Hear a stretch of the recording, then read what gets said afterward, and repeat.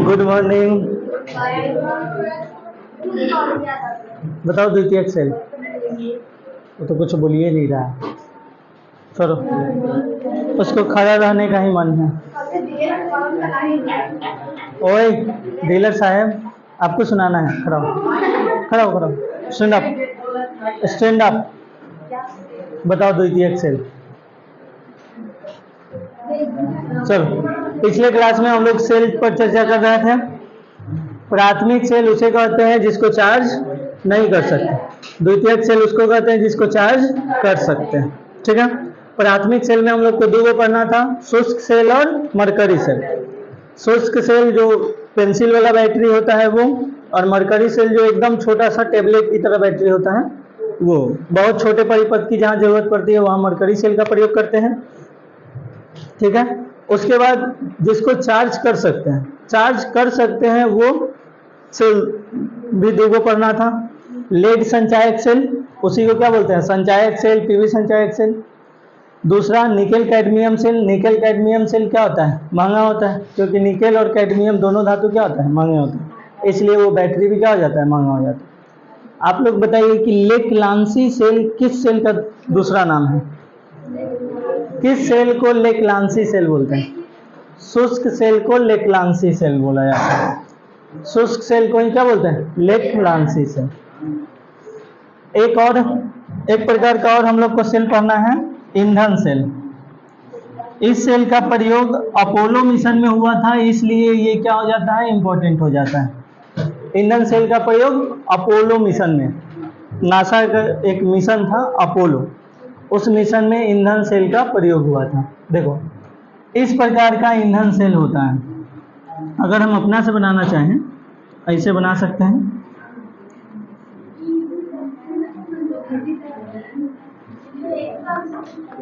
आसान है ये बनाना, कोई मुश्किल नहीं है। हटाओ, ऐसे मत बनाओ। देखो हम बता रहे हैं, इसको ऐसे भी बनाया जा सकता है।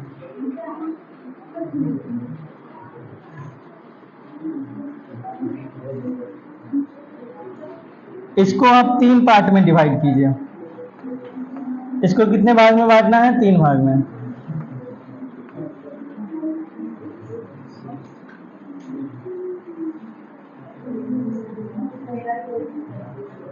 देखो जिस तरह से ये 3 भाग में बटा हुआ है, एक साइड से देना है,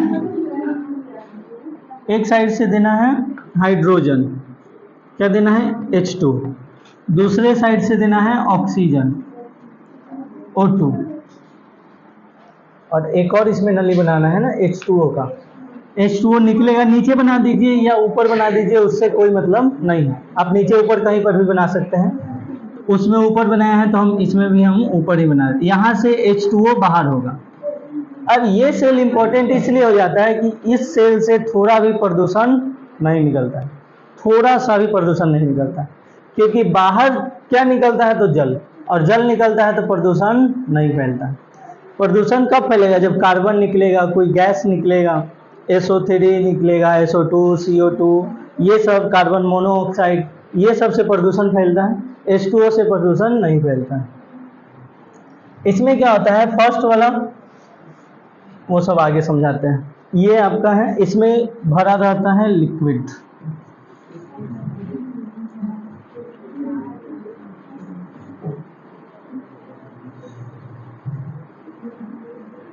इसमें वैद्युत अपघट्य भरे रहते हैं। ईंधन सेल जो H2 और O2 का उपयोग कर विद्युत उत्पादन करती है। ये किसका रूप है, तो ईंधन सेल का। फिगर बना रहे हैं क्या आप लोग? ईंधन सेल के बारे में थोड़ा सा लिख लेते हैं, उसके बाद फिगर बनाइएगा। कोई बात नहीं, तो फिगर के नीचे लिख लेना, कौन सी बड़ी बात है।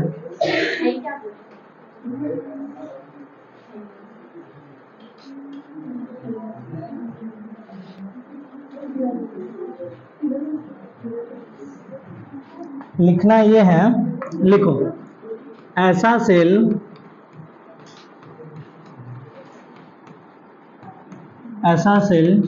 जो carbon, CH4, CH3,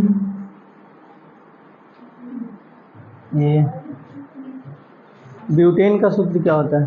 propane butane CH3OH, ठीक है। CH3OH आदि को दहन ऊर्जा से सीधे विद्युत ऊर्जा में बदल देता है,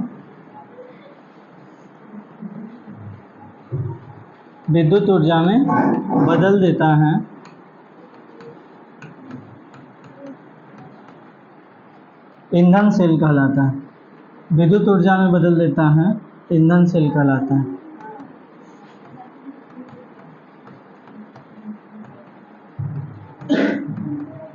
ईंधन सेल कहलाता है, ठीक है।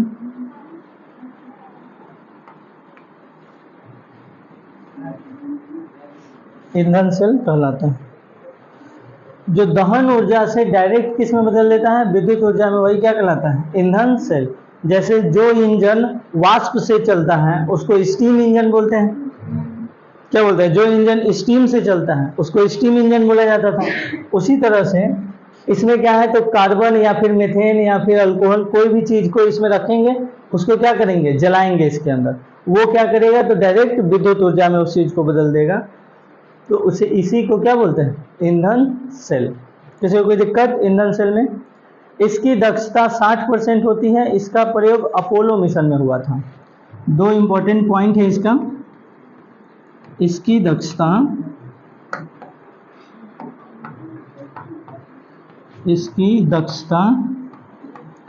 60% होती है। और दूसरा पॉइंट है, इसका उपयोग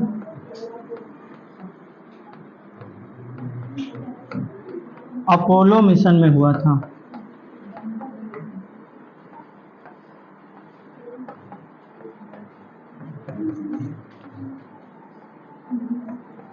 इसका उपयोग कहाँ हुआ था? अपोलो मिशन में, ठीक है।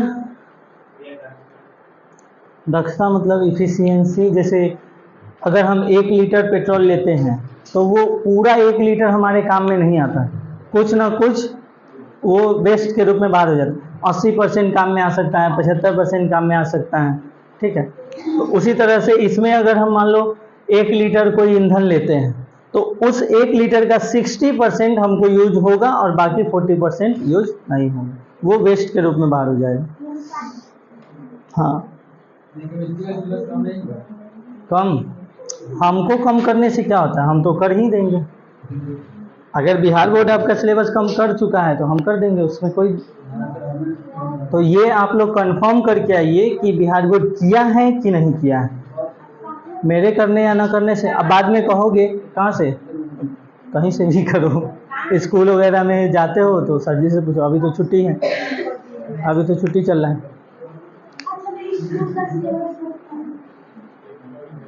स्कूल से ही कंफर्मेशन मिल सकता है, और बाकी तो ये वेबसाइट वगैरह सब तो ऐसे ही कुछ बताता है। हाँ, अभी तो गर्मी छुट्टी चल रहा है, जब फिर से खुलेगा तब पता करना। हाँ बनाओ, नोट करो तो इसको जल्दी से। कोई एक बनाओ ना, वही बनाओ, चाहे ये बनाओ, कोई एक बनाओ। फिगर कोई एक ही बनाओ, वो बुक का है, ये अपना से बना है, सेम चीज है, बस वो लंबा है और हम थोड़ा सा अति कर दिए। देखो एनोड होता पॉजिटिव है, लेकिन इस पर एनोड पर से जाता है इलेक्ट्रॉन, एनोड से फिर चला जाता है कैथोड के पास, ठीक है। तो अगर निगेटिव वाला जा रहा है इसका मतलब पहले से पॉजिटिव है, तब वो निगेटिव वाला जाएगा, और अगर पॉजिटिव जा रहा है इसका मतलब पहले से वो निगेटिव है, ठीक है। ये होता है। आपको बताया है कि क्या इलेक्ट्रॉन और धारा की दिशा चेंज होता है, एक दूसरे के विपरीत होता है, बताएं। अगर इलेक्ट्रॉन राइट से लेफ्ट जा रहा है तो धारा लेफ्ट से राइट जाए, ये दोनों एक दूसरे का विपरीत होता है। तो अगर निगेटिव वाला है तो उसके पास पॉजिटिव वाला जाएगा, अगर पॉजिटिव है तो उसके पास निगेटिव वाला जाएगा, ये कारण होता है, ठीक है। तो यहाँ पर इलेक्ट्रॉन की दिशा बताई गई है, धारा की दिशा नहीं है। बना लिए। देखो होता क्या है इसमें, देखो जरा, देखो इधर तो देखो, इसमें क्या होता है, इसके बीच में KOH या NaOH भरा होता है, KOH या NaOH, ठीक है। अब KOH बना है, भरा हुआ है, यहाँ से हाइड्रोजन जाएगा तो हाइड्रोजन यहाँ पर टूट जाएगा, H plus H plus H plus, क्योंकि ये क्या है, तो ये है एनोड, ये क्या है एनोड, और एनोड पहले से होता है नेगेटिव, इसलिए इसके पास जाएगा पॉजिटिव। ये होता है कैथोड, तो ये पहले से होता है नेगेटिव, तो इस पर जाएगा सॉरी, इस पर, ये पहले से पॉजिटिव होता है तो इस पर जाएगा नेगेटिव। उल्टा बोल दिए क्या? ओह, भारी मिस्टेक हो गया।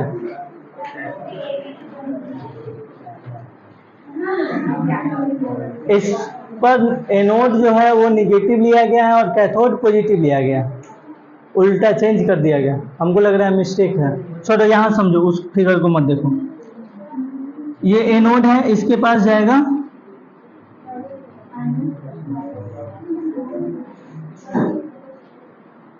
ये एनोड, कैथोड क्या कर दिया है, उल्टा हो गया, छोड़ो रहने दो। देखो, इसके पास जाता है प्लस चार्ज और यहाँ से K प्लस, प्लस वाला इसके पास जाएगा, इधर OH minus OH minus OH minus, इधर से O2 आया है, तो O2 आया है तो इसमें इलेक्ट्रॉन भी होगा। अब जैसे ये सब आयन बना है तो आयन बनने के साथ साथ इलेक्ट्रॉन भी निकालेगा, तभी तो आयन बनेगा। अब हाइड्रोजन यहाँ है, हाइड्रोजन अगर प्लस बन गया है, इसका मतलब ये इलेक्ट्रॉन को निकाला है। आप इन दोनों को जोड़ करके एक बल्ब लगा सकते हैं,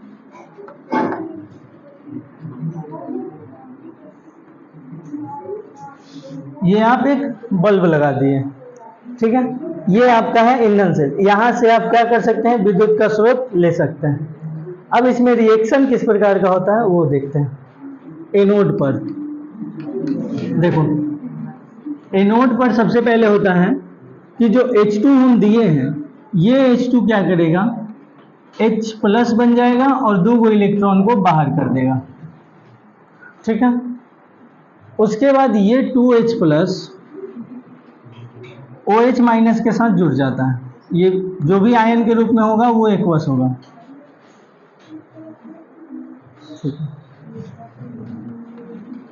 OH माइनस। अब इसको क्या बनेगा, तो जल बनेगा। बैलेंस करने के लिए यहाँ 2 हाइड्रोजन है, इधर 3 हो गया, यहाँ 4 लगा दो,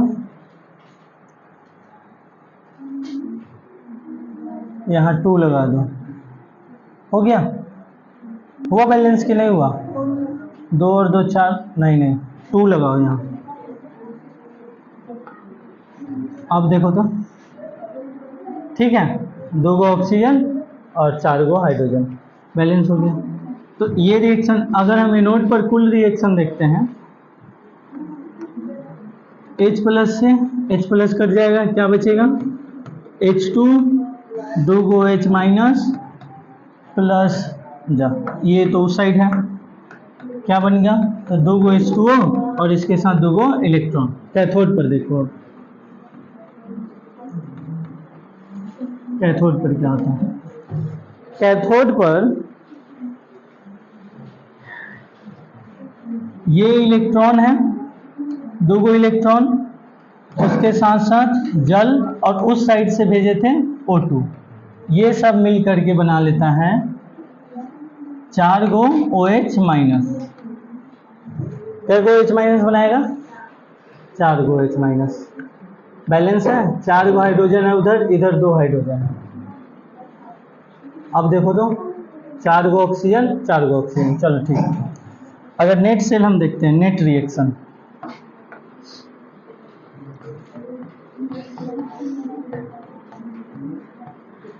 तो नेट रिएक्शन में दोनों को क्या करना होता है, जोड़ना होता है। तो H2 प्लस 2 OH माइनस, उधर है 2 electron plus 2 H2O plus O2, arrow के उस साइड बनेगा 2 H2O प्लस 2 इलेक्ट्रॉन और प्लस 4 OH माइनस।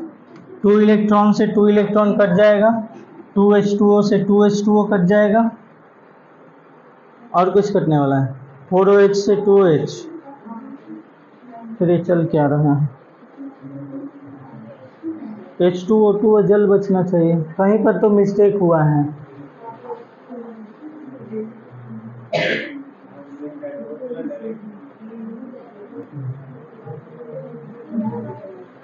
लास्ट में हमको आना चाहिए H2 प्लस O2 और ये बनेगा H2O।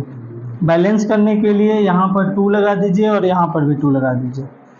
ये रिएक्शन हमको नेट रिएक्शन आना चाहिए। H2 है, यहाँ O2 है, बट जल नहीं ना बन रहा है।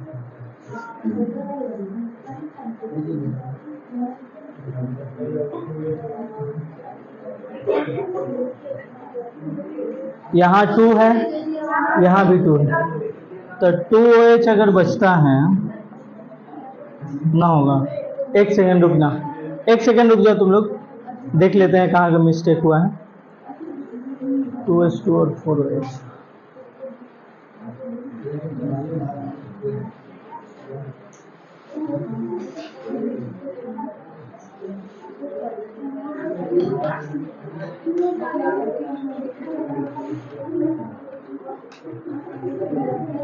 साइलेंस। अगर हम इस सब को बैलेंस करते हैं, रुको शांत रहो, हाँ वही बोलना है। यहाँ पर भी 4 लगाते हैं,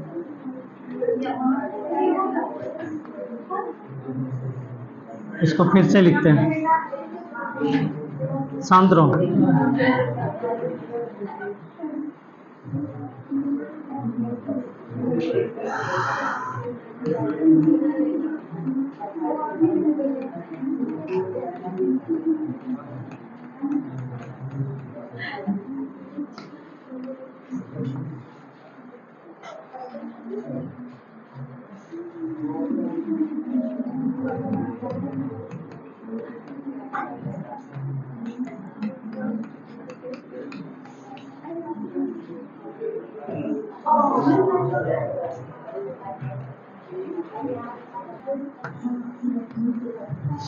देखो इधर एनोड पर क्या होता है, तो एनोड पर इधर से हाइड्रोजन हम भेजते हैं, वो हाइड्रोजन इलेक्ट्रॉन निकाल करके आयन में बदल जाता है।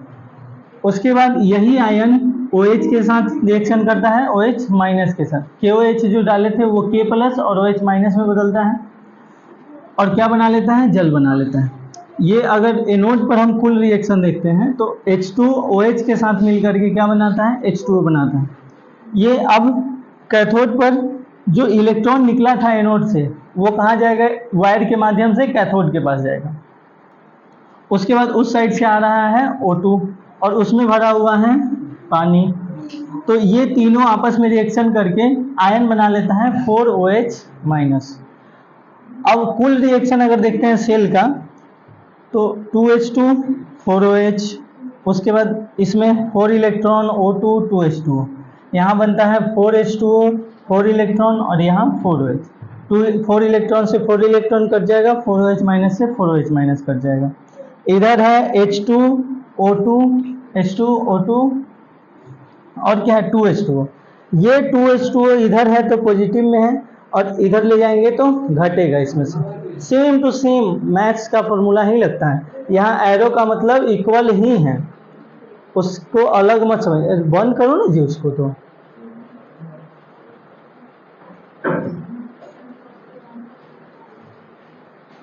तो इसको अगर एरो के उस साइड ले जाएंगे तो क्या हो जाएगा, इसमें से घट जाएगा तो 2H2O बच जाएगा। तो ये आपका नेट सेल रिएक्शन हो जाएगा। ठीक है, जल्दी से छापो तो, नोट करो तो जल्दी से। हमको लगा कि मोदी पर हमला हो गया है, हो गया ये।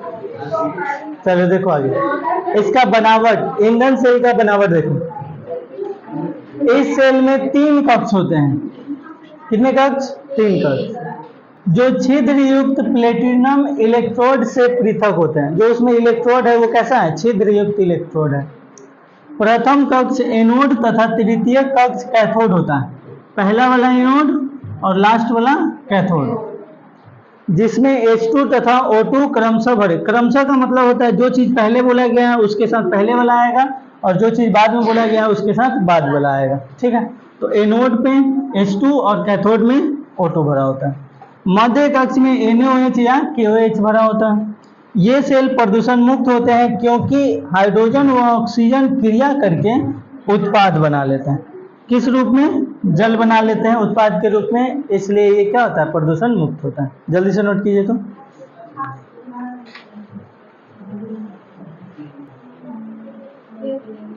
क्योंकि हाइड्रोजन व ऑक्सीजन क्रिया करके उत्पाद के रूप में जल बनाते हैं।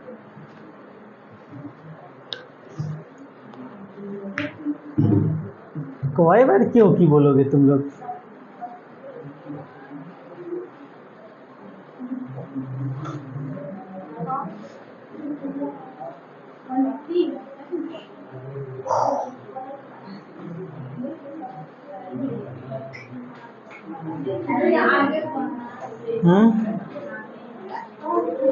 चलो आगे देखते हैं।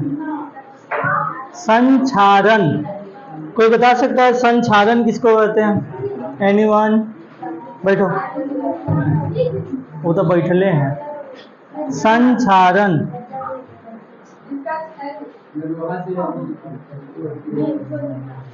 जिसका क्षय होता है, और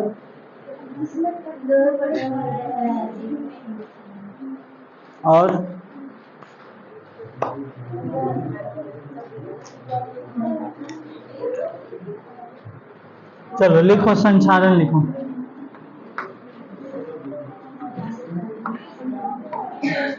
संक्षारण लिखो। जब शुद्ध धातु की सतह, जब शुद्ध धातु की सतह, जब शुद्ध धातु की सतह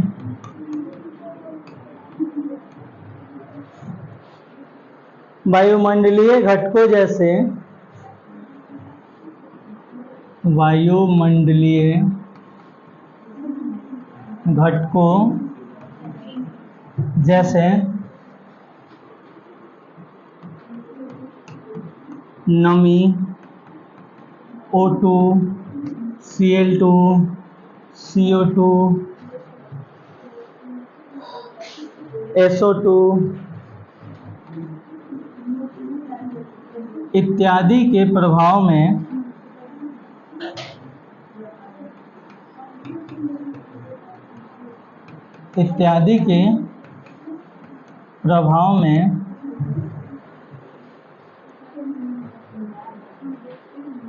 आते हैं तो,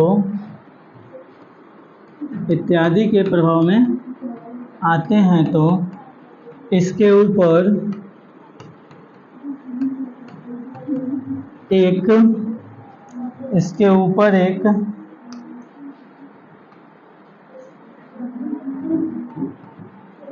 अवांछित परत बन जाती है। अवांछित परत बन जाती है, संक्षारण कहलाती है।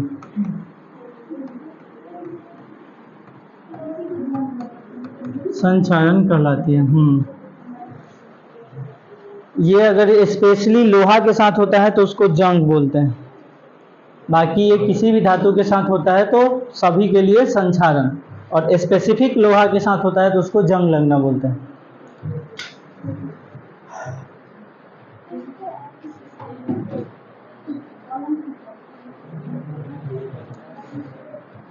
पैराग्राफ चेंज करके लिखिएगा, जिसके कारण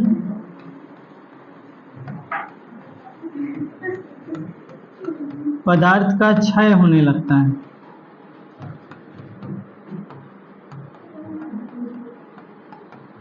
जिसके कारण पदार्थ का क्षय होने लगता है।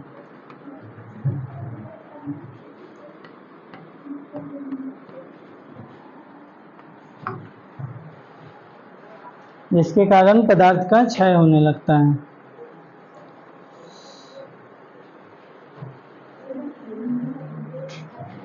एग्जाम्पल के रूप में लोहे पर जंग लगना,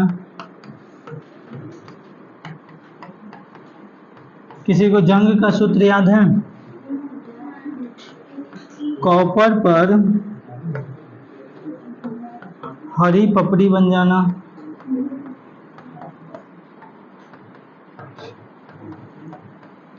चांदी का काला होना,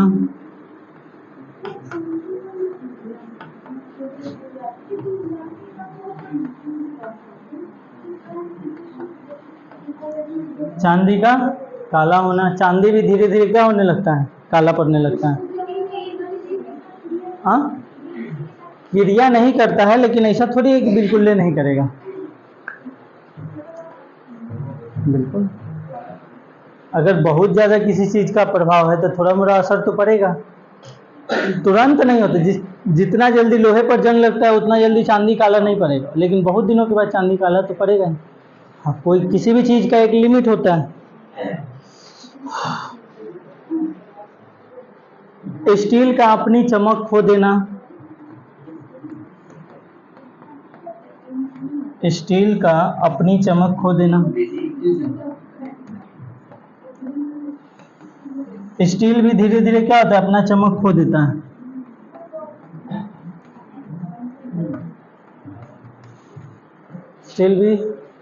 स्टील का अपनी चमक खो देता है। देना लिखो, ठीक रहेगा। ये सब क्या है? संक्षारण के एग्जाम्पल है। लोहे पर जंग लगना, चांदी का काला पड़ना, स्टील का चमक खो देना, कॉपर पर हरी पपड़ी बन जाना, ठीक है। चेहरे पर झुर्रियाँ बन जाना, चेहरे का संक्षारण, शरीर का संक्षारण झुर्रियाँ पड़ जाता है। किसी को कोई दिक्कत संक्षारण में, तकलीफ, शंका नोट कर लिए हैं? जंग का सूत्र कोई बता रही थी इधर से, बताओ तो। बोलो, भूल गई? Fe2O3 into XH2O।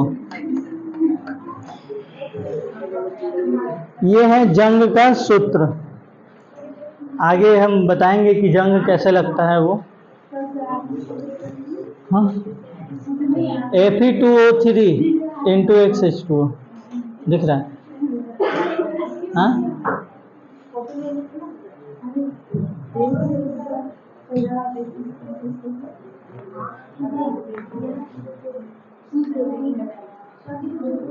अच्छा, याद नहीं होता है, कोई बात नहीं।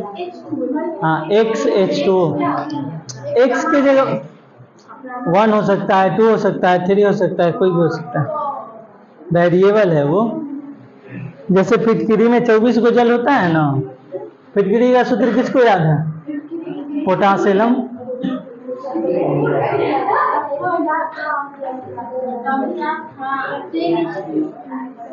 उसमें 24 गोजल होता है। चलो आगे देखते हैं। पॉइंट के रूप में लिखिए, पॉइंट के रूप में लिखिए। लोहे पर जंग लगना विद्युत रासायनिक सेल के निर्माण द्वारा होता है। लोहे पर जंग लगना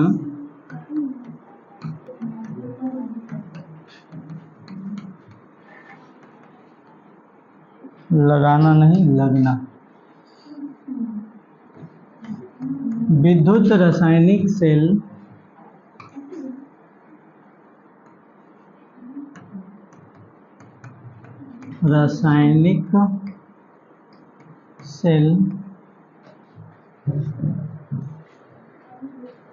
द्वारा होता है, सेल द्वारा होता है।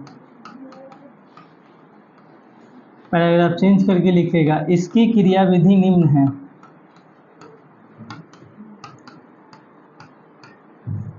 इसकी क्रियाविधि निम्न है।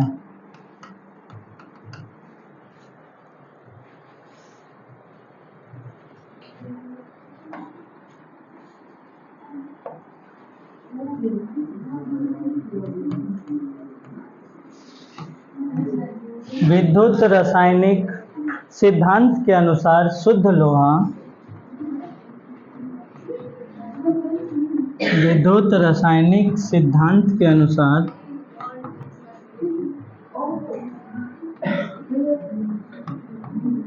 शुद्ध लोहा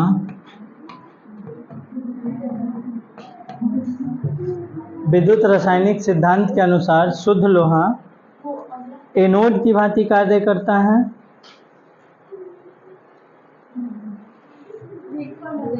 तथा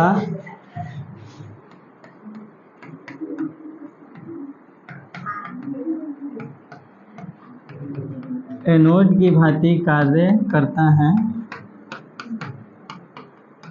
तथा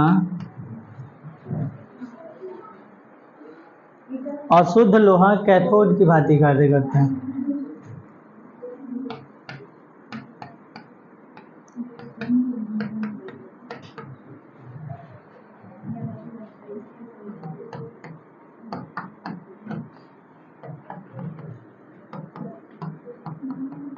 कैथोड की भांति कार्य करता है।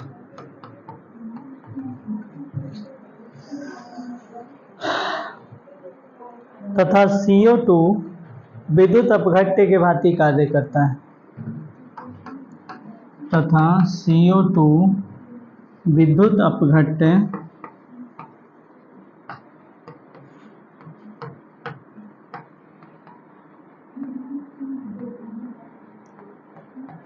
के भांति कार्य करता है।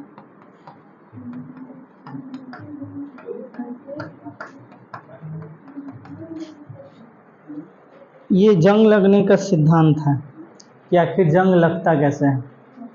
देखो, लोहे पर जंग लगना विद्युत रासायनिक सेल के निर्माण द्वारा होता है। सेल के निर्माण द्वारा होता है।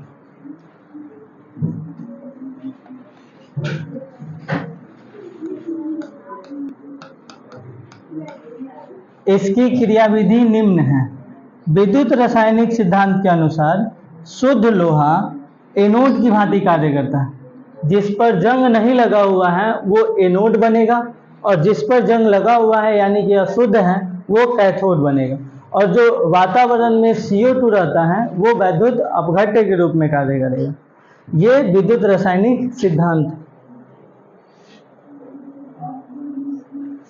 पता नहीं लग रहा है जिस चीटी काट ली हो गया है। ये देखो समझाते हैं आगे फिगर के माध्यम से। आपको ये जो बड़ा वाला दिख रहा है ये आपका लोहा है। ये क्या है? लोहे की प्लेट है या फिर चादर है, जो भी समझिए। H2O जो होता है वो हमारे इन्वायरमेंट में पाया जाता है। H2O टूटेगा H प्लस और OH माइनस में टूटता है। देखो यहाँ ये फेरस है, ये H2O के संपर्क में आएगा और यहाँ से देखो फेरस Fe2 प्लस बना, 2 इलेक्ट्रॉन निकाला। ये Fe2 प्लस वातावरण में जो O2 है उसके साथ क्या कर लेगा? रिएक्शन कर लेगा और क्या बना लेगा? Fe2O3। और जंग को Fe2O3 के साथ साथ XH2O भी होता है। तो Fe2O3 बन गया किससे? फेरस आयन में बदला और आयन ऑक्सीजन के साथ जुड़ करके Fe2O3 बना लिया। अब जल कैसे बन जाता है? तो यहाँ से 2 इलेक्ट्रॉन निकला। ऐसा ऐसा बहुत सारा फेरस होगा जो 2 इलेक्ट्रॉन निकालेगा। तो ये 4 इलेक्ट्रॉन मिल करके H2O को तोड़ता है। देखो H2O को तोड़ेगा तो H प्लस में और O2 माइनस में। अगर इसको हम 2 इलेक्ट्रॉन देंगे तो 1 ऑक्सीजन बन जाएगा। अगर इसको 4 इलेक्ट्रॉन देंगे तो 2 ऑक्सीजन बन जाएगा। ठीक है, किसी को कोई दिक्कत नहीं होना चाहिए। तो 4 अगर इलेक्ट्रॉन दिए हैं, दुगना इलेक्ट्रॉन दिए हैं, इसको कितना 2 देना था, 1 निकला है। अगर दुगना दिए तो ये भी दुगना यानी कि 4H प्लस। तो वही चीज यहाँ पे बना हुआ है 4H प्लस प्लस का O2। ये क्या होता है? H2O। ये क्या बन जाएगा? H2O बन जाएगा और जंग लगा लेगा Fe2O3। ये प्रोसेस बहुत फास्ट होता है, इसलिए हम लोग को दिखता है कि जब भी लोहा पानी के संपर्क में आता है या फिर वर्षा उर्षा हो जाता है तो उसमें जंग लग जाता है, इसलिए ये हम लोग को दिखता है। बाकी चांदी वगैरह पर हम लोग को जल्दी से पता नहीं चलता है। कॉपर हरा हो गया ये सब नहीं दिखता है, वो सब स्लो प्रोसेस होता है इसलिए। तो इस पर जो होने वाली रिएक्शन होती है उसको हम अभी बनाते हैं। इसको हटाओ, इसका कोई काम नहीं है। हाँ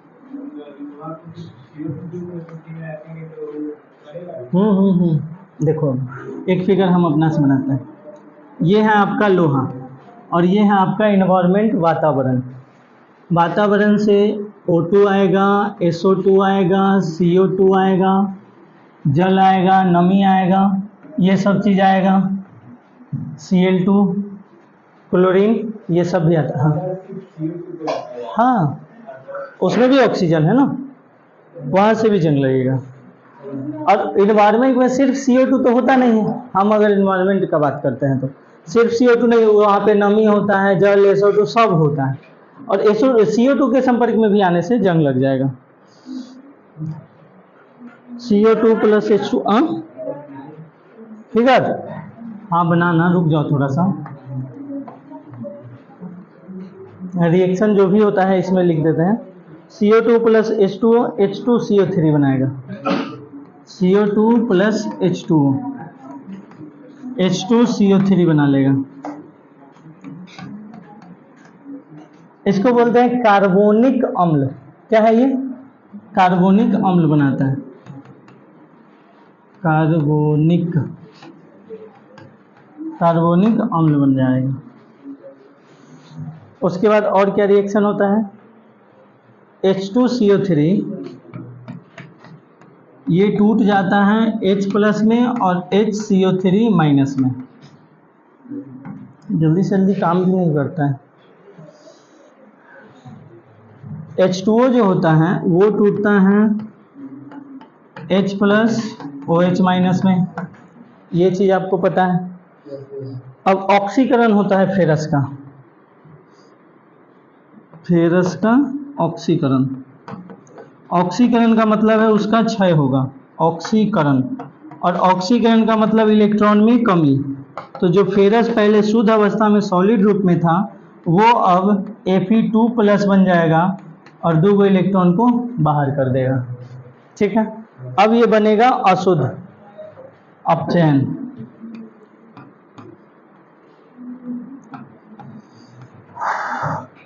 हाई गर्मी, O2H प्लस जल बन जाएगा। 2 electron plus O2 plus H plus, ये बनेगा H2O। देखो तो बैलेंस करके इसको, हो गया। 4 गो हाइड्रोजन, 2 गो ऑक्सीजन। ठीक है, नेट रिएक्शन।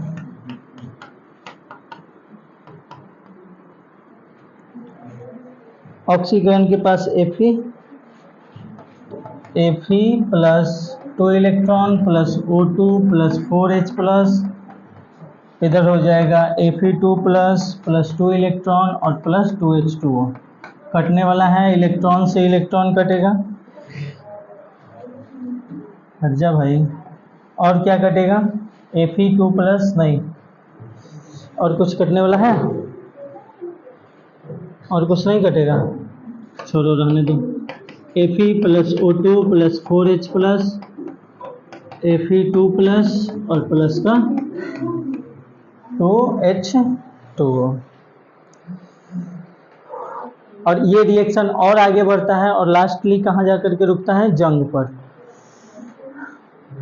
तो इतना पहले आप लोग लिखिए। एक रिएक्शन है जो हम अगले पेज पे लिखेंगे, इसको नोट कीजिए।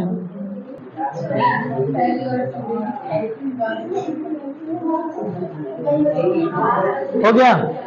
देखो, वायुमंडलीय संक्षारण। वायुमंडलीय संक्षारण क्या होता है? तो 2Fe2 प्लस ये जल के साथ जुड़ेगा प्लस O2 के साथ जुड़ेगा और Fe2O3 बनाएगा और OH माइनस बनाएगा। अब इसको बैलेंस करने के लिए 3 1 4 गो ऑक्सीजन है, इधर 3 गो ऑक्सीजन है, हाइड्रोजन उधर 1 है, इधर 2 है। बैलेंस करने के लिए यहाँ पर 2 लगा दीजिए तो ऑक्सीजन हो जाएगा 4 गो और उधर 3 1 4 गो हो गया। बट हाइड्रोजन इधर 4 गो हो गया तो इधर हाइड्रोजन 4 गो करने के लिए यहाँ 4 लगा दीजिए। ऑक्सीजन ऑक्सीजन में पगला गया है। 2 गो यहाँ है और इधर 4 गो और 3 गो 7 गो।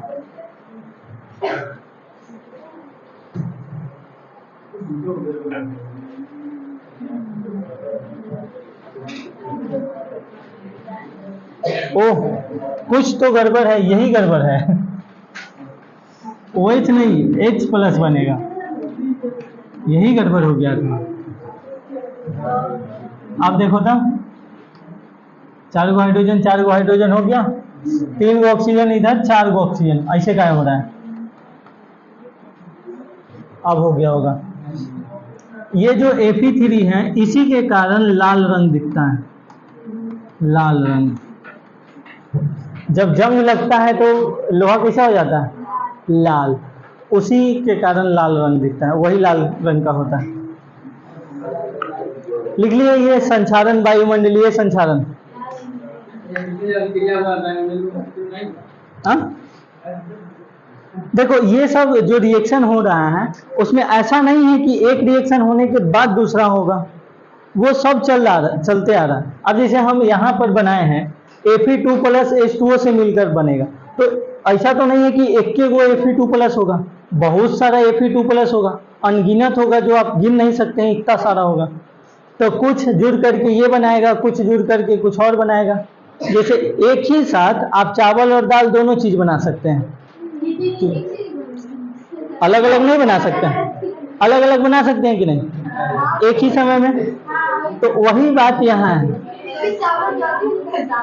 जो भी हो तो हो सकता है कि सुनो, वायुमंडल में ऑक्सीजन भी है, नमी भी है, तो कुछ आयरन नमी के साथ रिएक्शन करेगा, कुछ आयरन ऑक्सीजन के साथ रिएक्शन करेगा, कुछ आयरन SO2 के साथ रिएक्शन करेगा।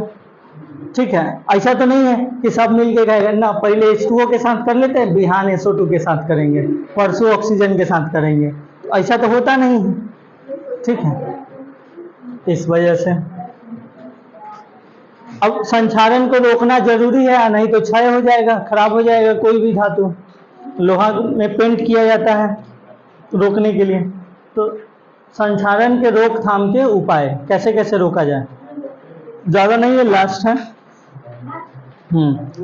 रोकथाम के उपाय, रोकथाम के उपाय 2 तरह से। पहला अवरोध सुरक्षा, पहला रोकथाम के उपाय का नाम क्या है? अवरोध सुरक्षा। इसमें आता है पेंट करके रोक सकते हैं आप, दूसरा ग्रीस लगा के,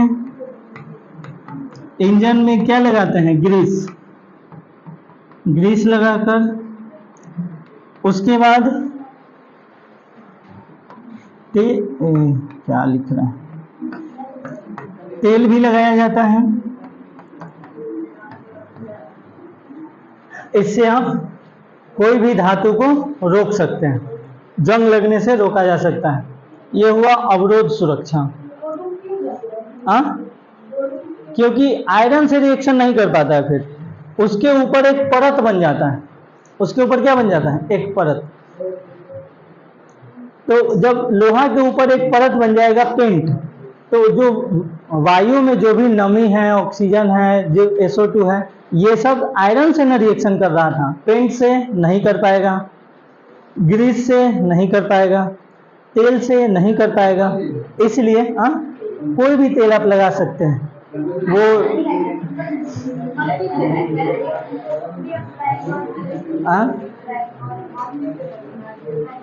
मेन दिक्कत है तुम लोग समझना नहीं चाहते हो, जो माइंड में है अरे हद है। या ये नहीं समझना है कि हाँ धातु में अगर हम तेल लगाते हैं तो उससे जंग नहीं लगेगा, ये समझना है कि कौन तेल लगाया जाता है। हमको पता है कि माइंड में क्या इमेज बन रहा है जिसकी वजह से ही कर रहा है सब। हो गया ये, लिखो जल्दी से। दूसरा है बलिदानी सुरक्षा, लास्ट है, हो गया ये बलिदानी सुरक्षा।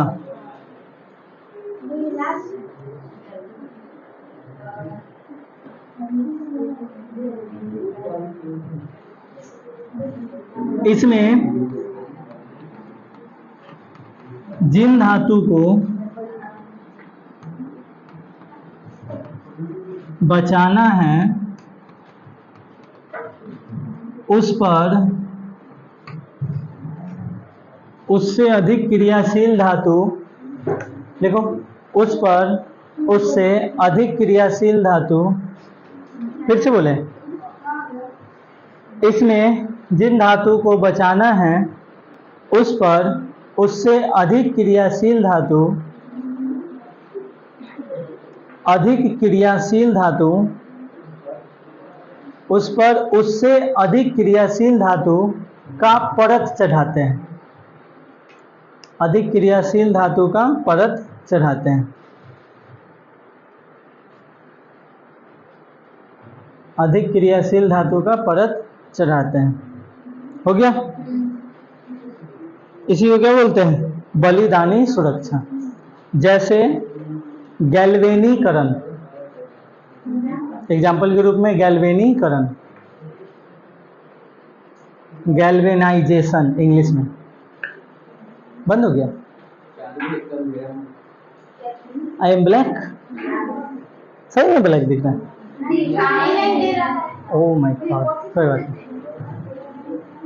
जैसे गैल्वेनीकरण इंग्लिश में क्या बोलते हैं? गैल्वेनाइजेशन। गैल्वेनीकरण लिख करके दस दीजिए। कोई बता सकता है गैल्वेनीकरण किसको बोलते हैं? किसको किसको पता है गैल्वेनीकरण? बोलो।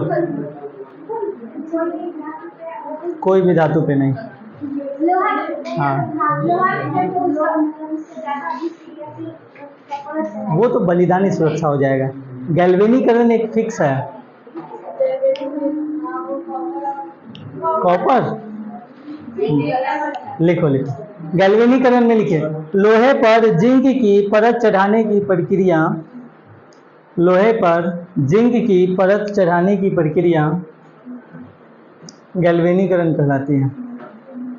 लोहे पर जिंक की परत चढ़ाने की प्रक्रिया